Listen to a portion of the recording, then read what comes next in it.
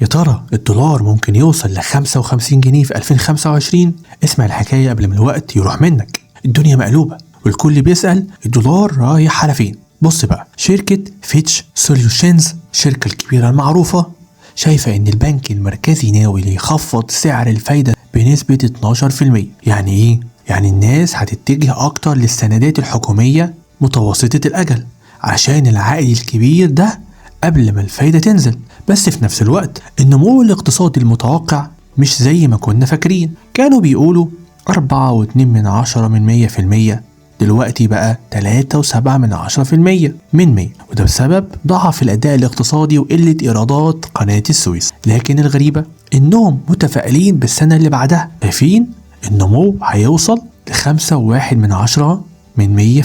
في 2026 مع تحسن حركة الشحن والخدمات. كل ده بيأثر على الدولار. الجنيه ممكن يتحسن شوية لو الاقتصاد رجع لطبيعته، بس التضخم العالي ممكن يخلي الدولار يكسر ال 55 جنيه بجد. طب ايه رأيك؟ الدولار هيولع ولا الجنيه هيقاوم؟ شاركني رأيك في الكومنتات. لو عجبك الكلام ده دوس لايك، اشترك في القناة علشان تتابع كل جديد عن الاقتصاد والدولار والجنيه. لو فاكر ان اللايك بتاعك ده بسيط، عايز اقولك لا، ده اللي بيخلينا اكمل.